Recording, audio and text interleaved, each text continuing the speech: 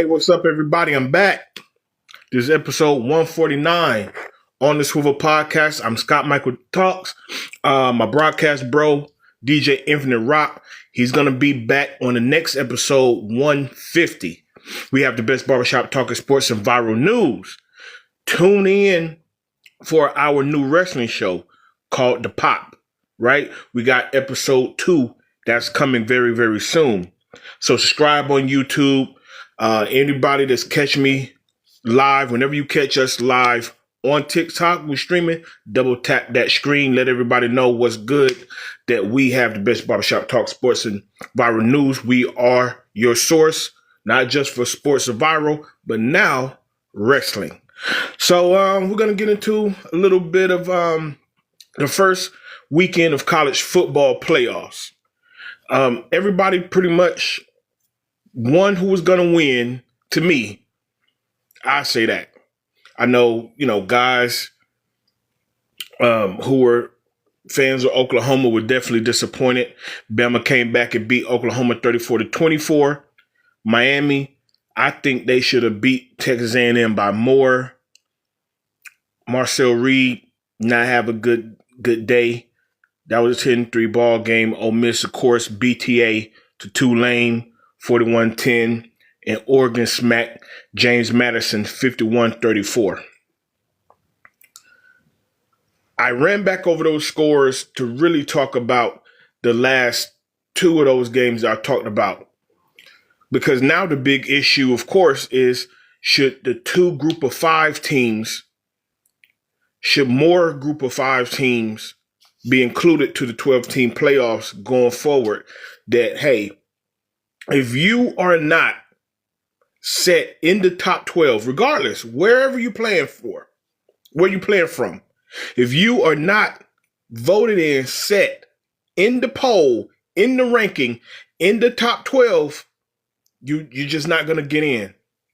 So, but we know that politics and money, it plays a huge role in athletics. Just call it what it is. It play a huge role in college athletics to the point where the top. All right, so the group of 5 teams, we got James Madison, we had Tulane, and they came out of the American and the Sun Belt Conference, respectively.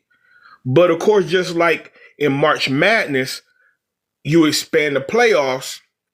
They want the money. You expand the playoffs to say, hey, dang, can we get a cut of that? Can we get a piece of the pie out of that? Spread the wealth around. Everybody want a participation grade nowadays. So like in college basketball, you get the mid-majors. So then you'll get a nice run like we had from Butler. You get a Cinderella story like we had got from Wichita State a few years ago. Or you might get an upset like when Mercer upset Duke.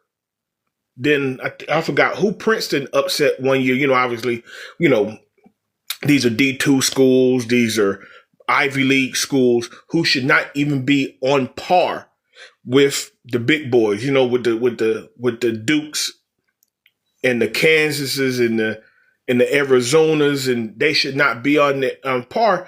And for the networks, you can sell a story. You can say, dang, this school from the American Conference, like say, what if like next year, Liberty, point example, Liberty, they go up the rank and they say, well, hey, let's we put it in motion. Let's keep this thing going. They are undefeated. They do their thing in a Liberty. Liberty does their thing in the American Conference. Boom. They're in the 12. Now they have to play Alabama. They have to play just whomever, Texas, Alabama, UGA, Ohio State, whomever. They're going to get smacked to sleep. The network hope that it's a great story. But usually they're going to get slapped to sleep. So, and I want to use that and then talk about Alabama because of the politics and the money. You got the lower schools, they're lobbying to be in the position because they want the money. And then I know a lot of back and forth about Alabama because, they don't need to lobby. It's Alabama, like one of the great college programs. We, just coming off this Nick Saban run. So even though they don't have to lobby like Howard James Madison out of that conference, but SEC powerhouse, good and well that it would be in the best interest for television ratings that you place Alabama, Oklahoma. Them not missing the playoffs for 2 years in a row. And me and my man, Jonathan Rivers, shout out to John Rivers. That's my boy from way back in the day. He's doing this thing in broadcasting right now in the Columbus area, doing this thing. Shouts out. We were going back and forth on social media. Now, I was just saying that it looks crazy because they took that L in an SEC championship game. And anybody want to argue about them getting beat up by UGA and then turn around and get right back in the playoffs when they possibly took a spot from Notre Dame, or they took a spot from Texas, or they took a spot from Vanderbilt, have at it. But my thing is this, is that it was never, to me, like somebody took a spot. It was always, well, Alabama going to bring the money. They're going to bring, and that's what I was trying to tell Jonathan Rivers. Look, he want to, we can break down who could have won the strength of schedule, and this team shouldn't have lost to that. I was just saying, look, it was the money. I follow the money. So John Rivers, man, Jonathan, when you see this, that was the gist I was always talking about. And hey, and it worked.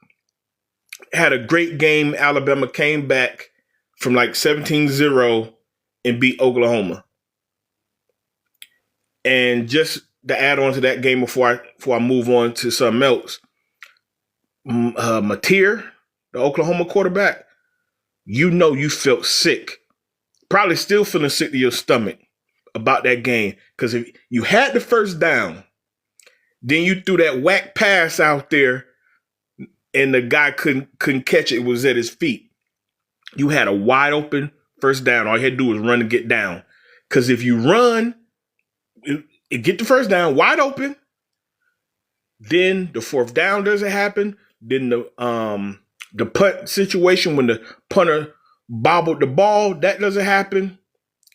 Then the pick six, it was like should have ran, didn't, drop pass, messed up the punt, pick six, when that could have been either 3 points or 6 points, and they would have been up either 20-7 or 24-7.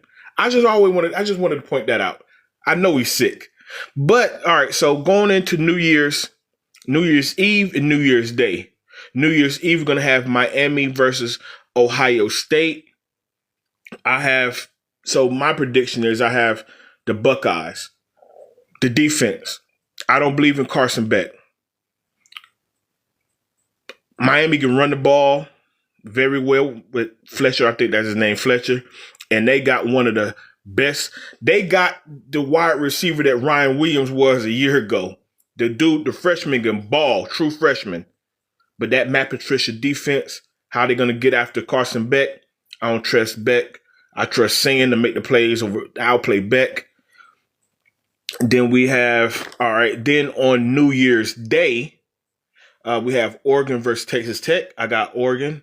They really built up that offense. They really spent a ton of money. They're going to put up points on Tech.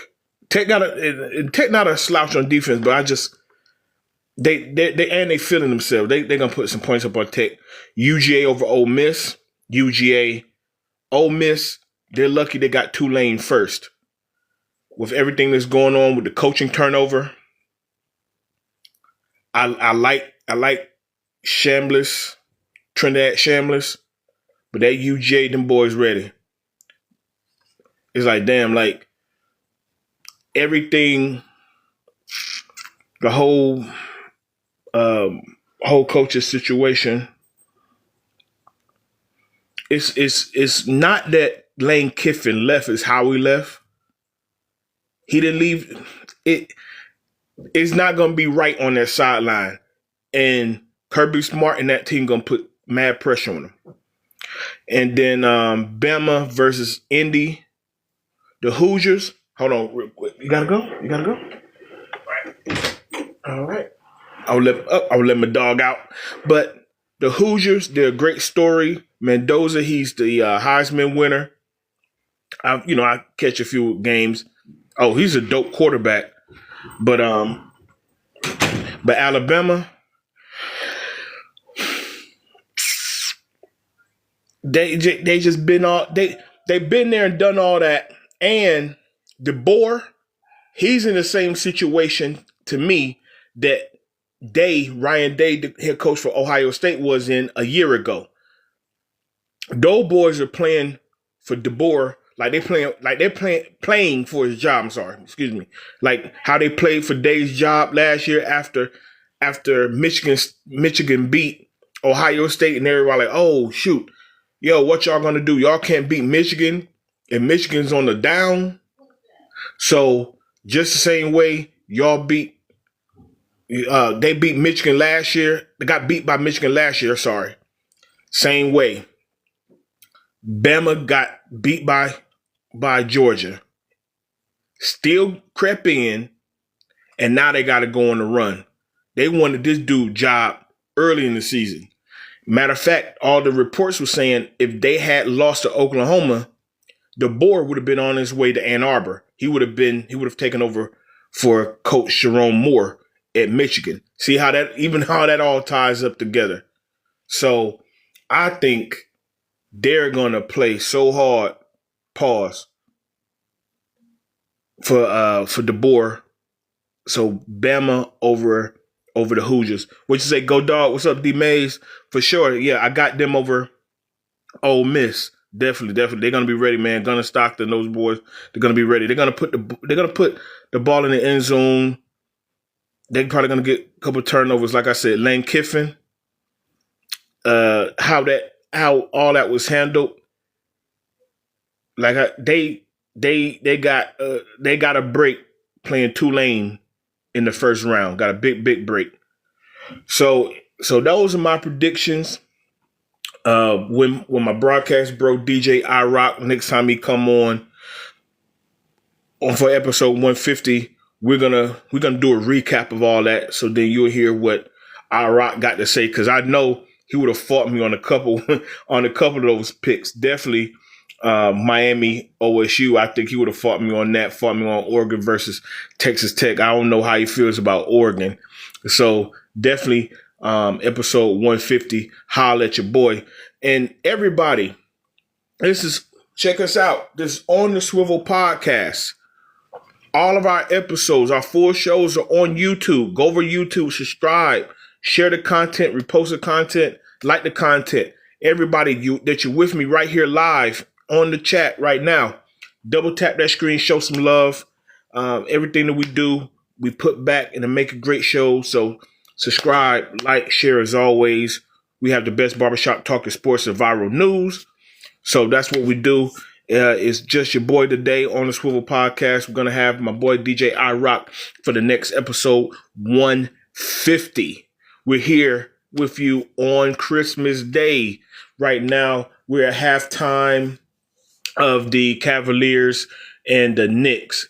They got the halftime show. I don't know what the score is, but I'm about to talk a little bit about some of the games, some of the standings, the playoff standings as it looks like right now, and also get into that Christmas Day used to be reserved for the NBA.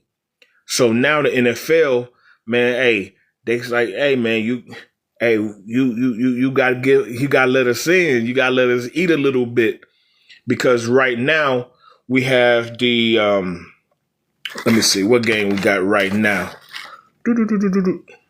Okay. Let's see. We have Okay, what we got? Cowboys in Washington right now. Sorry, yeah. Cowboys in Washington right now. So as the Knicks and Cavs are playing on, I think it's on Netflix. I think it's on Netflix. We got Cowboys in Washington. So they right there neck and neck, direct competition today. But I just want to get into a few games and a few of the standings. Last Monday, Niner game. Y'all see it. Niner game. They beat the Colts 48-27. Not going to really get too much into the game. Just going to get into what that game meant. Obviously, Brock Purdy had a great game, 295, 5 touchdowns. Old man River, Phillip Rivers, he went out there. Hey, I give him credit, man. 44 years old, 5 years out of the game. He's battling, but at the end of the day, the Colts are just plummeting.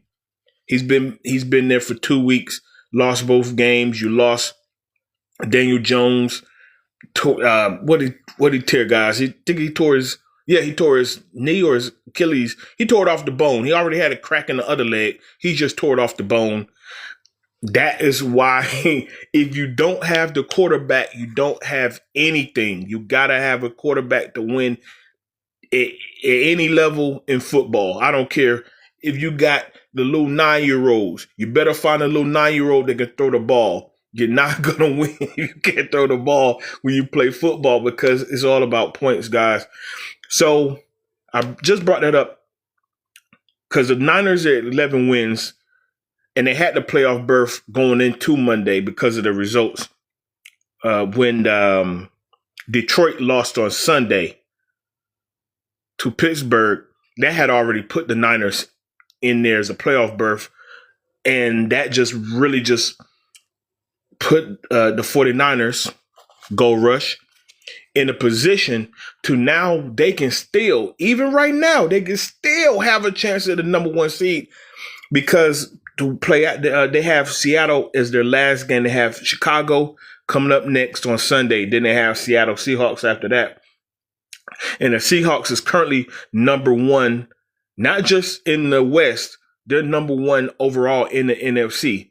So depending on how things go down the stretch, my Niners could finish out, beat Seattle for the last game, and still get that first round bye.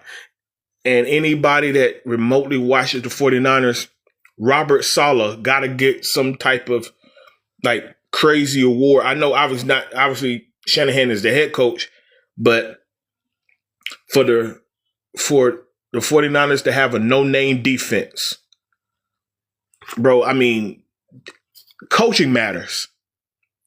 MAGA Bosa, out for the year. Fred Warner, out for the year. That's your 2 superstars.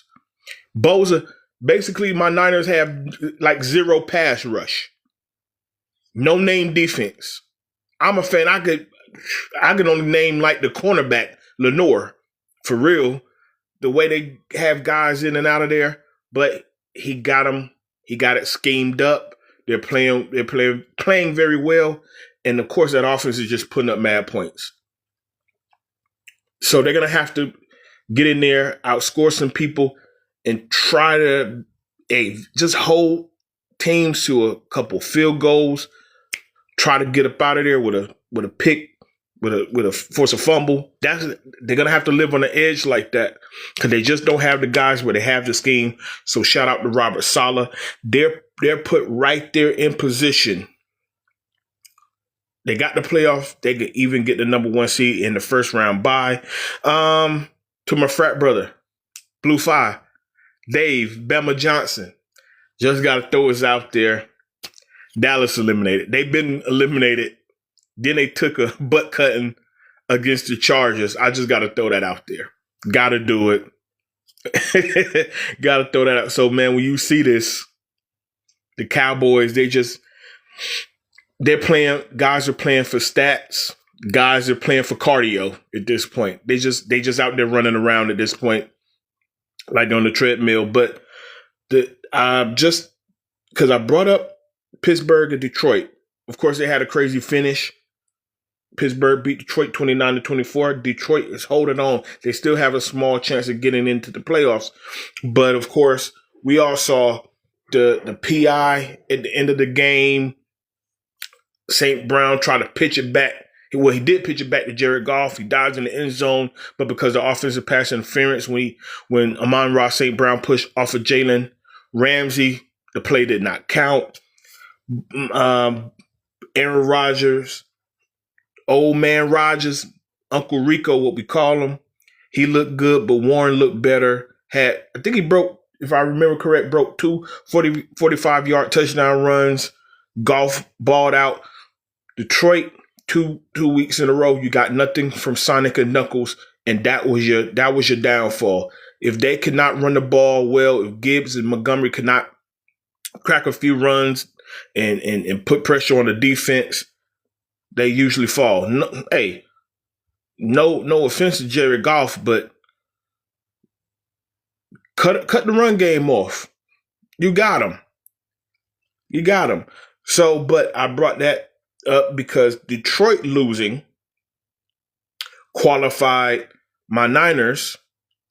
Then Pittsburgh, they moved up into the, the 4th seed in the AFC because they took yet another game lead on Baltimore Ravens. And the Baltimore Ravens, they lost to Pittsburgh. They lost to the New England Patriots on Sunday night. That put the Patriots at 12 wins, and that put them right behind Denver in the AFC, and they could still overtake Denver for the number 1 record. But I highly doubt it because Denver got, they got Kansas City today. And Kansas City is on their 3rd string quarterback. So, yeah, I highly doubt. I think Bo Nick, it's safe to say unless something stupid happened, the Broncos should win tonight. But about that game with the Patriots and Baltimore, Patriots beat them 28-24. But here's the thing. Now going to that, what came out of that game, Harbaugh, he's on a bit of a hot seat. He's been coaching the team since forever. And everybody's saying, okay, me and DJ iRock from last year to this year, we always say whenever Derrick Henry gets 20 or more carries, they win. I think maybe a couple of times he gotten over 20 carries and they lost, but they won a ton more than they lost with the 20 carries. So he ended up with 18 for $128 and 2 touchdowns, but he was taken out late in the game. Now he fumbled early in the game, like in the first quarter. I know it was the first half, but I want to say it was first quarter. But you took him out late in the game after he's balling. After, you need to get every bit of offense you got out of him, and you sat him. So everybody's looking like, were you looking at analytics? Did you see something? Did he say something on the sideline? Like sometimes guys tap out. They tap the helmet and say, yeah, something not feeling right. The wheels ain't turning or something. I don't know what happened. So he took a lot of heat from that. Lamar, he got injured again. Lamar Jackson, he left the game. Huntley had to finish the game for him, had a contusion in his back. And now they're saying, hey, they could possibly deal Lamar Jackson in the offseason. Now, Lamar has 2 years left on his deal. So now they're already talking about putting Lamar Jackson out there on the trade market and say, hey, our head coach, he looking suspect. Maybe his voice is getting lost in the locker room. Lamar, he's injury prone. Maybe we've hit the ceiling with Lamar.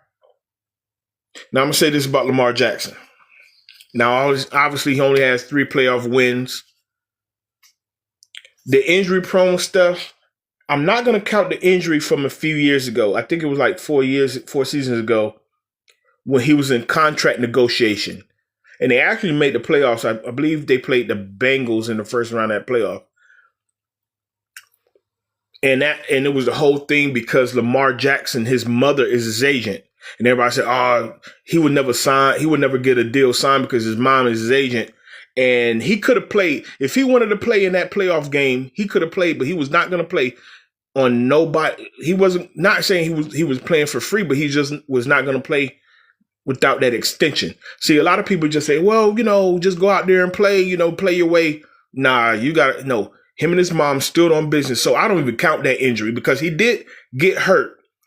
I believe if the Baltimore Ravens hadn't tried to play hardball and paid him like they end up paying him anyway, he definitely would have played. So I don't even count that injury. He would have played if they would have paid Lamar and his mom that money. That was just an ego contest. Oh, wow, your mom is your manager, blah, blah, blah, blah, blah, whatever. I don't count that injury. But the other ones, and even this season, he pulled his hamstring. He sat out 4 weeks. And obviously he hasn't been right. But the division is so cheeks that obviously look, we got a great chance with you in the lineup with Pittsburgh just barely floating above 500. Just a few weeks ago, people in Pittsburgh was calling for Mike Tomlin's job. They wanted him fired. They were yelling, "Fire Tomlin," during the game. So, and of course, Cleveland Browns, they're a dumpster fire. They're a joke. I mean, hot dang, they gave Shedeur Sanders the wrong plays on his wristband. So they're no competition. The Bengals, they don't have a defense, and Joe Burrow was injured most of the season. So they figured, hey, even with Lamar being, 65, 70%, we can still get in. They're still not mathematically eliminated. They just need a lot of help. So I don't know if you guys feel that Lamar, they should pack him up, try to see what they got from what they can get for him, in the next couple of years. It's going to be better. I think it's going to be better QB draft classes. Me personally, I think it would be a huge mistake. Me personally, I've seen this before. I've seen this with Peyton Manning. Peyton Manning had the same situation. MVPs, great record, get to the playoffs, one and done. They didn't say pack him up, scrap the whole thing. Let's just put different pieces around him. Let's see if he can go over the hump. He started out with Marshall Faulk. Then he got Adrian. Then Marshall Faulk moves on to the Ram. They bring in Adrian. They draft Adrian James from the U. They bring, you got Marvin Harrison. Okay, you keep him. You move off your tight end Pollard. You bring in Dallas Clark. Okay, boom. All right, we need another piece. We need more help. Peyton need more help. So then you draft Reggie Wayne. Again, another guy from the U. So you have Marvin Harrison. You got Reggie Wayne. You got that you brought in. You moved off Pollard. You bring in Dallas Clark. You move off Marshall Faulk. You draft EJ. So they didn't say, yo, let's just get what we can get for Peyton Manning and move off this guy and rebuild. They just brought in new pieces. So how about this? Zay Flowers, he's a bum. He drops the ball too much. Was a couple weeks ago, had a third down so they convert and score. Hit him right in the hands, dropped the crucial third down. Look what he did on Sunday. He fumbled. He put the ball on the ground. AFC Championship game. Go back to the AFC Championship game. Could have scored. He right down the goal line. Got stripped, fumble from behind. Pause. Bro, he always put the ball on the ground. Zay Flowers, I'm not paying that dude. He put every crucial play, every crucial game. It's a drop from Zay Flowers. It's a fumble from Zay Flowers. Pack him up. Move him. If you want to try to get something from somebody, try to get it from Zay Flowers. He's a good receiver. He's just going to let you down. Mark Andrews. Same thing. You can't say, it's all on Lamar when they could have tied the game last year in the playoffs. He drops the 2-point conversion. And then he did a goofy play, the white boy goofy. He about to get tackled. He tried to throw the ball to the side. What are you doing? His receivers drops, fumbles, goofy stuff all the time. But of course, when you're the quarterback, you take all the heat. But if Baltimore want to be idiots and move on from Lamar Jackson, Well, you know you're gonna have to go through a rough first year without him because that draft class is very slim. So you're gonna have to hold in there with Huntley for a year. So I think it's BS. You just keep building around them because you can't win with what you got right now in Baltimore. So the AFC, Denver is the number one spot. Patriots, Jags, Jaguars doing great. Shout out to Trevor Lawrence. He's hometown boy. We're both from Cartersville, Georgia. So shouts out to the hometown kid. Man, so much so my cousin was his vice principal. It's a very small town in North Georgia. Pittsburgh, all they're gonna do is hold in the Chargers, the Bills, the Texans, the NFC. Seattle with 12 wins. Chicago. Hey, Chicago, my man Caleb Williams. Hey, everybody get on him about his fingernails. I don't care. You paint them team colors, pink, green, matte black, red. As long as you keep throwing them dimes, Chicago fans, hey, buy him some nail polish then. Everybody in Chicago, keep him stocked up with nail polish. Excuse me, Philly, Carolina, my boys, San Francisco, the Rams, and Green Bay. It's going to come down to basically seeding. For some reason, I don't think Seattle, that Sam Darnold, I don't think he's going to be able to hold on to that number one seed. I think either the Rams could take that seed or my boys could take that number one seed. We'll see how it goes. Not the Rams, sorry, because we got a tiebreak on them. But Chicago could take that number one seed. We could take that number one seed. It's about Sam Darnold. Like I said, something about that dude. I don't trust him. He gonna turn back into a pumpkin. Watch it. So everybody on the Swivel Podcast, check the logo on the Swivel Podcast. All of our shows, all of our clips, all of our segments, it's all on YouTube, on the Swivel _ YouTube. Go over there, subscribe if you have not subscribed to the channel. Everything is over there. Go over there, watch former episodes. Me and my boy DJ iRock, he's gonna be on the next episode. Very entertaining, very informative. This is what we do: sports and viral news. Man, tap in. Everybody that's on the live, tap that screen. Everybody like the content, share the content, tell everybody what we do. Sports and viral news. Got Best Barbershop Talk. Everybody in the chat. See everybody coming in, people coming in and out of the chat, man. Y'all got some questions. Shoot the questions. I answer what I can. Hey, I answer a lot. I feel pretty knowledgeable. So anybody that have any questions live in the chat, do so, or afterwards in the comment sections on YouTube. Let us know how you guys feel about the content.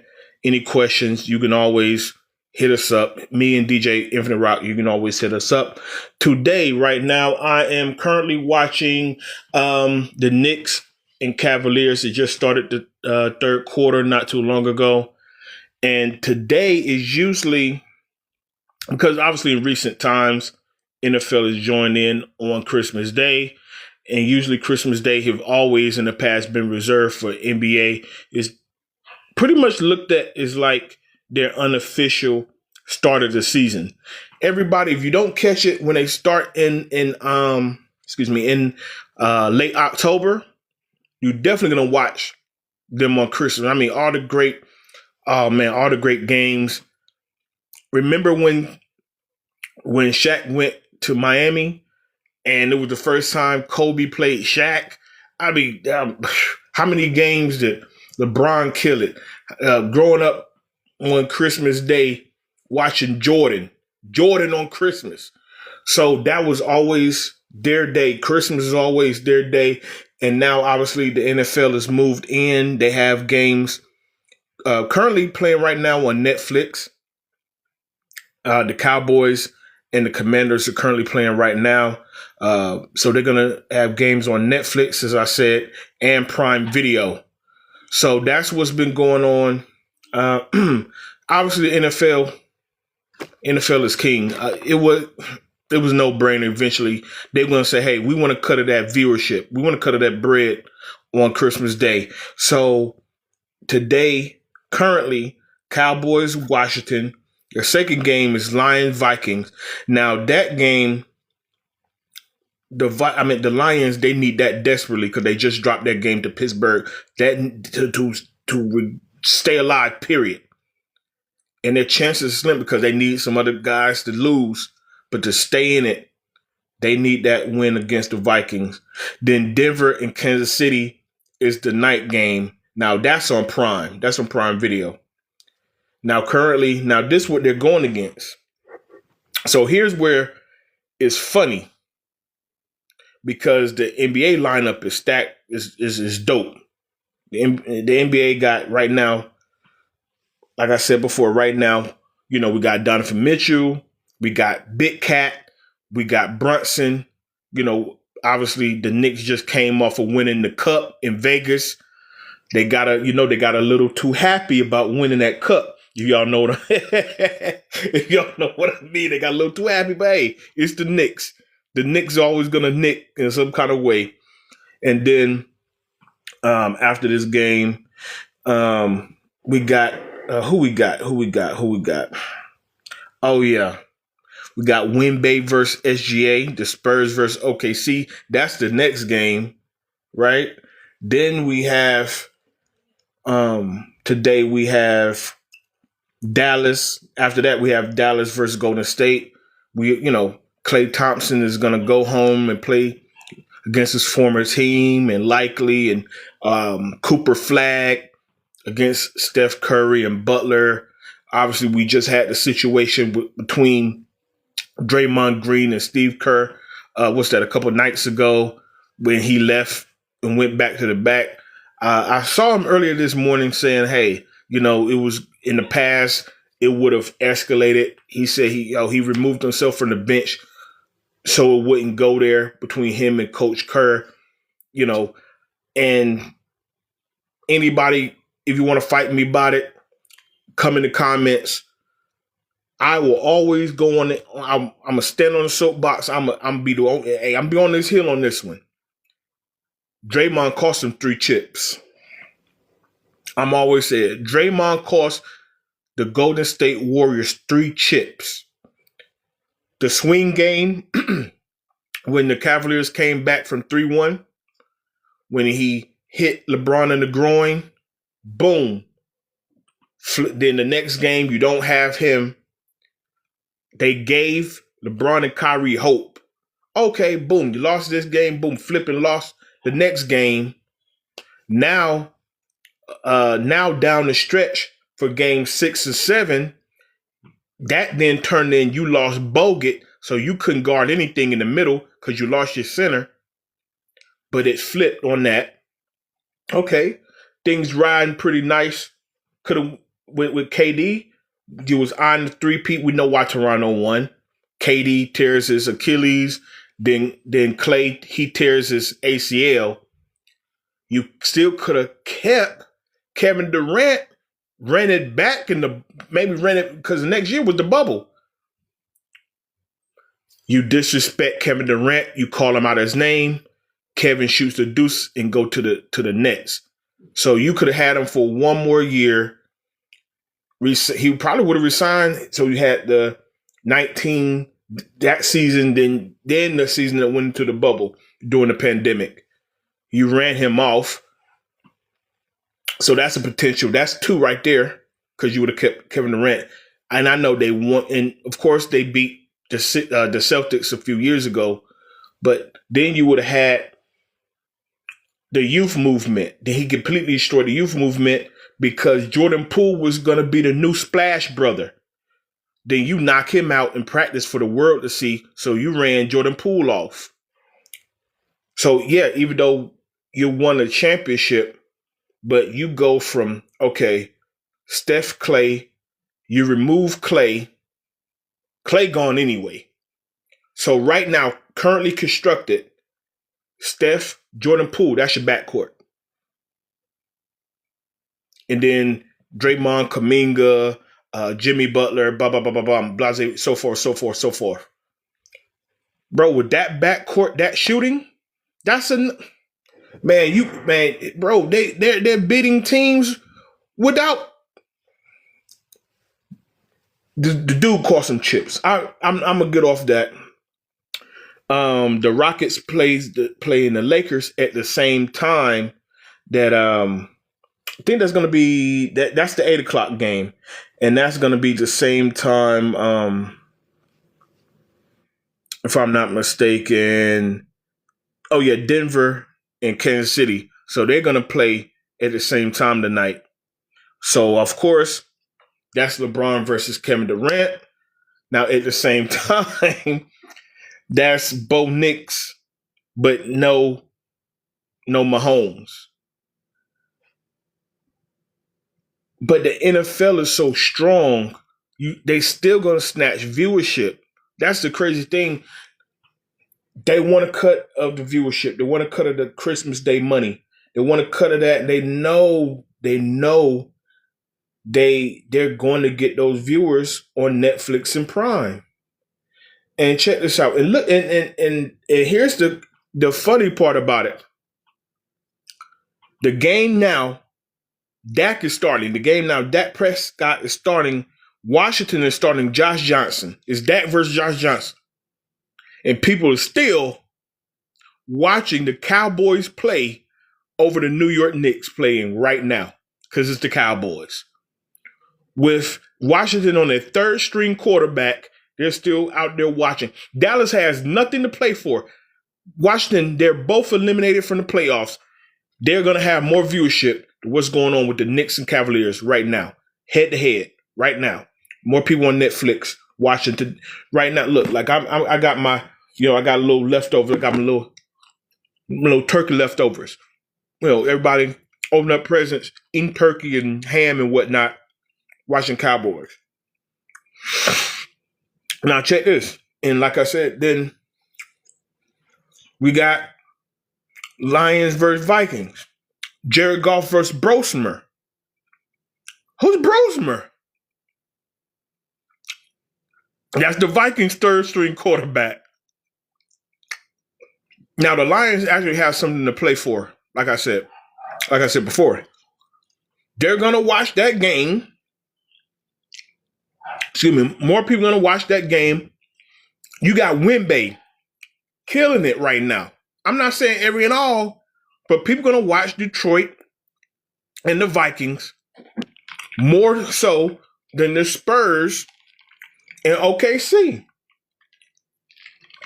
In that game, you got potential MVP of this season and SGA the MVP and the Finals MVP last season. And then the late game, we got Denver, Bo Nix, against Kansas City, their third string quarterback. Some dude named, I'm butchering your name, my boy, Okadagwa, Aladokun.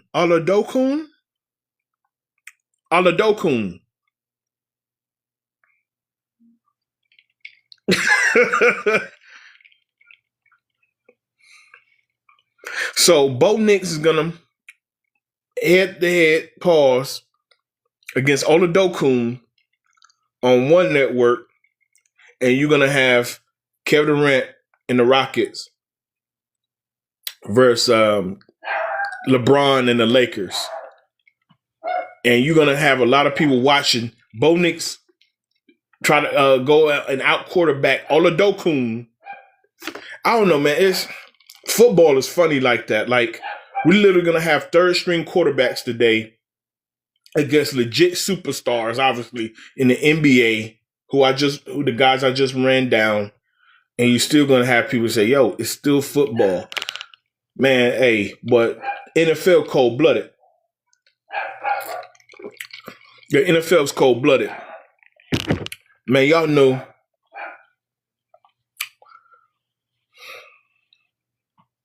Man, y'all know that Christmas is for the NBA. Man, y'all cold blooded for that, dog. Man, come on. Man, it's like if I'm doing my thing on the corner, man, then you're gonna come and take my corner? You take it. You look. You know what I'm talking about. This my corner. I'm selling hamburgers on the corner. I got my lemonade shop on the corner. I'm doing my thing. I'm making my money on the corner. Y'all know y'all got a better y'all. I'm using Splenda in my lemonade. Y'all got cane sugar in your lemonade. You know your lemonade tastes better than my lemonade. You can let me have my money. You can let me have my money on the corner. Now you're gonna take my corner?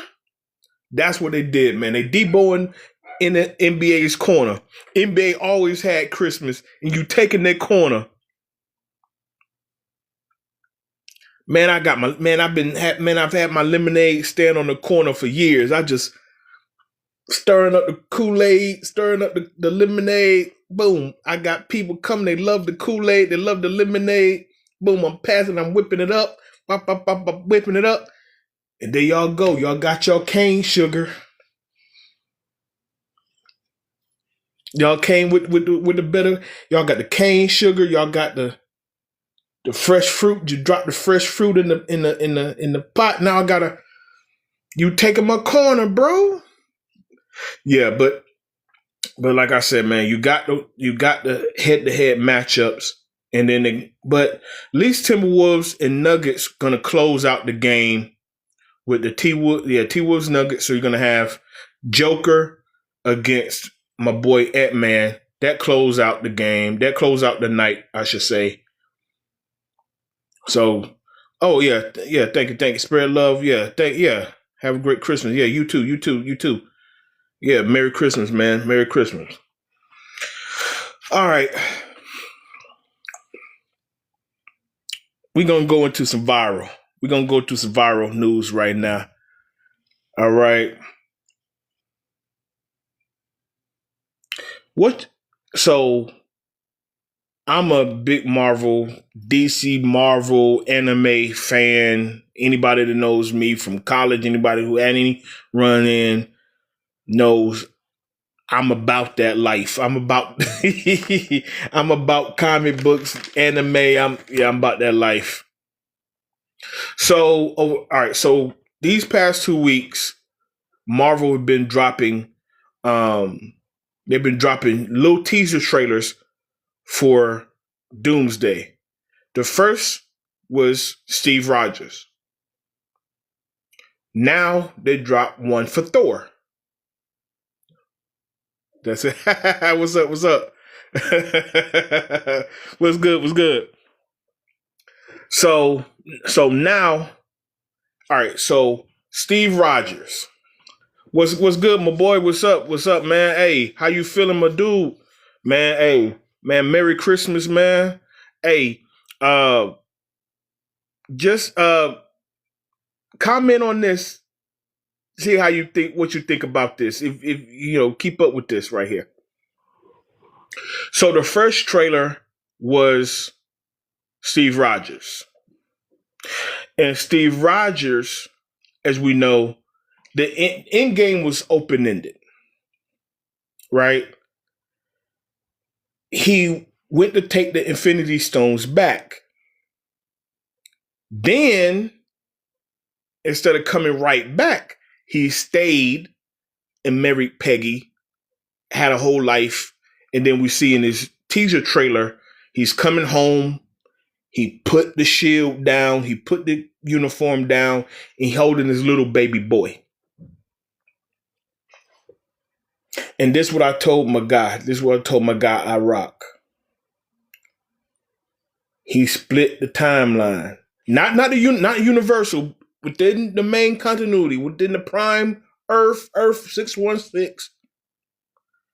He split the timeline. So now, this where imagination comes in. So basically now, you have a world where you have two Steve Rogers. So do we have two Steve Rogers this whole time? Because you have where one Steve Rogers, he's sitting in the ice. Then the other Steve Rogers, he put the shield down. So he comes out of the ice, right? So if you follow the timeline, he comes out of the ice. He's recruited by Shield, while old Steve Rogers has lived his life over all that time, and now he's like, oh, okay, Steve's gonna come out the ice in this year, so now I gotta stay out of the way. But you still had you still had this life, and could that have caused any incursions? Because this all has to tie back some way with Tony Stark's being Victor Von Doom. So what he have done caused some type of multiversal incursion. Here's where I'm interested what they're going to do with that, because what he has done only applies to what's going on now. And he clearly put the stones back because they still had to retrieve the Infinity Stones for all of this to happen in the first place. Fantastic Four has joined into their universe. We've had in Spider-Man and Doctor Strange events where incursions almost happen. So not just what Steve Rogers have done to cause a parallel reality within the timelines. What damage did Peter Parker do? Peter Parker and Doctor Strange do? So is this a combination of everything that has happened that's leading to such a crazy alternate universe? We have a variant who's good in one universe. You have variant of yourself that's evil in another universe. Also,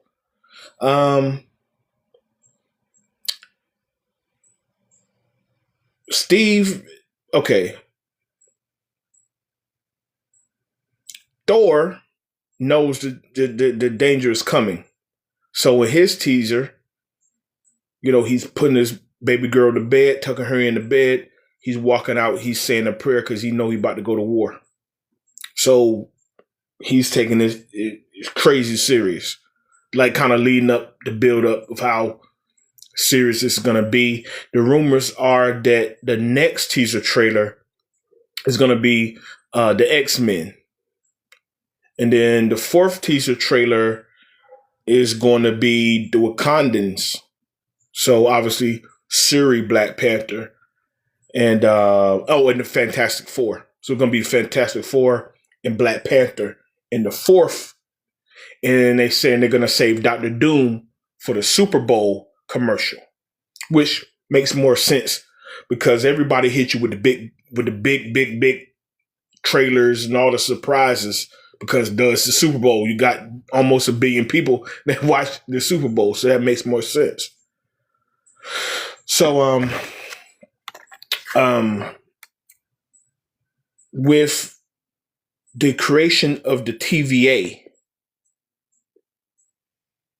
was it some point in time that the TVA came after Steve Rogers? Hey, dude, you're screwing up my timeline. Because as we know, at the end of season 2 of Loki, when Kang passed it off to Loki, Loki is the one holding the sacred timeline together himself. When Kang's variant had been doing it for all these years. So obviously, like I said, he went back, he stayed there, got married, you created a branch. So Kang never sent anybody from the TVA to right the wrong, because same thing they did in Deadpool Wolverine. They sent TVA after Deadpool. He was screwing up the timeline. Same thing they did to Loki. He screwed up the timeline. So all that have to be adjusted, all that have to be addressed. So I just wanted to talk about that a little bit, because they leaked that trailer. They've been leaking the trailer, and people been doing AI trailers. That's been like, they just overshot everything that DC had done with Supergirl. Like it was like Supergirl, leak trailer, the real trailer, leak audio, trailer. like Marvel back in their bag. It looks like. So I just want all those movies to be good. They look good because obviously they've been through some up and downs. It's not 6, 7. All right, don't do that. I'm too old for that. But they've been through some up and downs over the last few years. Everything they had Kane, then everything that happened to Jonathan Majors, and they had to pivot off of that. Disney Plus shows were hit and miss, and one of kind of to it had been hit or miss. So I hope that this goes in the right direction and they get on track. So everybody, subscribe. If you have not subscribed, On the Swivel _ podcast. That's the logo. On the Swivel _ podcast on YouTube. Subscribe to the channel if you have not done that. Like, share the content. Double tap the screen. Everybody that sees when we go live on TikTok, you double tap that screen. Let us know. Show us some love. I'm going to get us out on this one right here. Nicki Minaj was on Turning Point USA with Erica Kirk. She has then deleted her Instagram. They reported that she lost 10 million followers. Hey, what y'all think about that? You know, I have my reservations. I was never a big fan of Nicki Minaj in the first place. So when obviously it hit my timeline like it hit everybody else, and TMZ is reporting on it, and Shade Room, and everybody's talking about it, I'm going to pluck out a few things that she said on the Turning Point stage. She had a bit of a Freudian slip. Look what bruh man from the 5th floor said, fraud in them. So she had a fraud in them slip when she called J.D. Vance an assassin. Erica Kirk, she then tried to help her out and correct it, say, hey, I've heard worse. She said, Trump administration is very strong. It's an administration that people can be proud of. The administration has heart and soul, that Trump is connected not only with the rich people, but not so rich people. That Trump gives us hope. That Donald Trump is constantly lied on. That's just a few quotes that came from Nicki Minaj during that panel, during that appearance of Turning Point USA. So why y'all think she went on Turning Point? I got a few things that rattle around in my mind. Well, for one, I'm going to say this. This is why you don't idolize people of flesh and blood. You don't idolize celebrities, because they can literally turn on a dime for a dime. You think Nicki Minaj been the only one that turning back his own people? It's the reason why back in the day,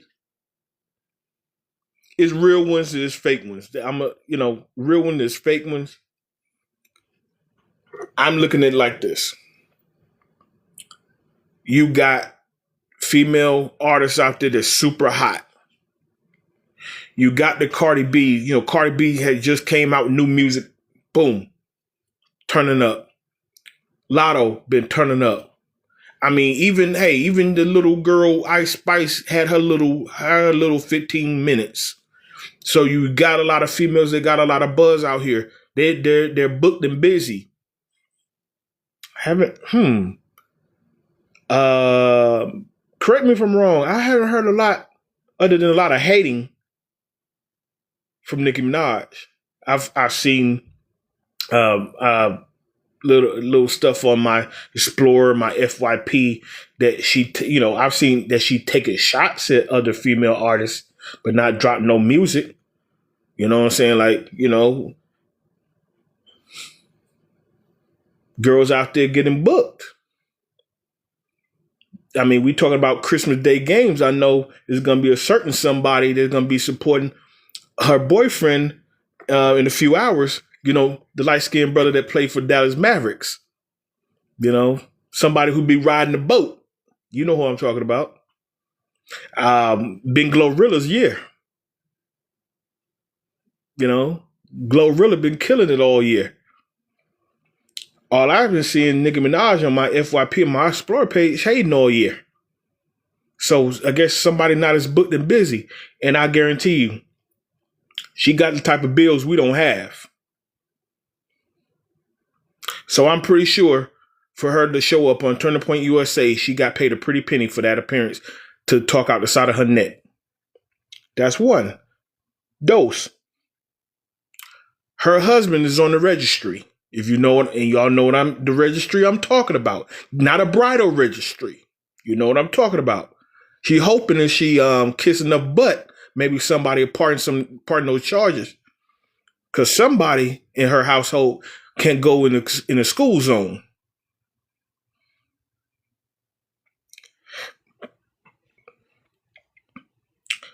I'm just going to keep it a buck. Most of our black celebrities that y'all idolize and kiss butt so much, most of them voted for Donald Trump anyway, just for the simple fact that they live in a tax bracket. They want to save some money and don't care what happened to us, the little folks at the bottom, because y'all done moved off to the gated communities and suburbs, and a lot of them forgot they were black. Oh, and another thing.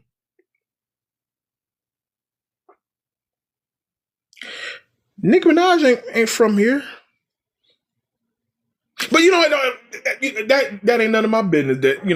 That's none of my business. I mean, technically, none of us from here, but you know what I mean. Maybe somebody need a green card, but I don't know. I'm just saying, money problems. May need a green card. May need got citizenship problems. Married a guy who can't enter school zones to drop off kids. I'm just saying. Hey,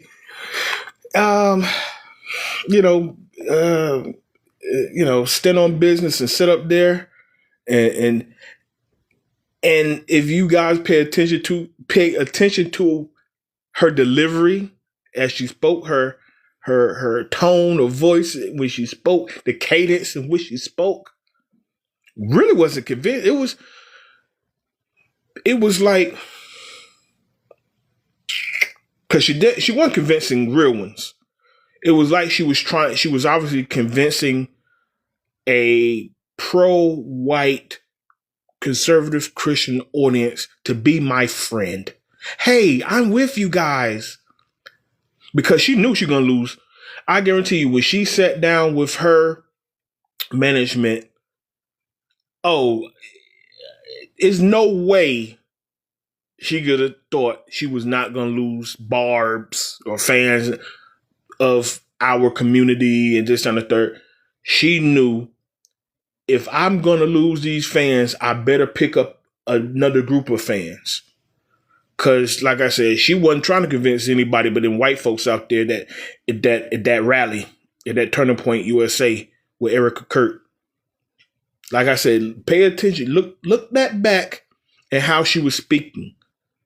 She was trying to do some convincing. She probably should start rapping. They love when we sing and dance for them. She probably should start doing that. And another interesting thing I took from this, because as I watched, then I started doing my little homework too.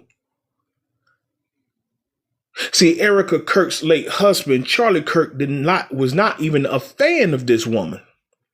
He said about Nicki Minaj out his mouth that Nicki Minaj is a bad role model for black girls.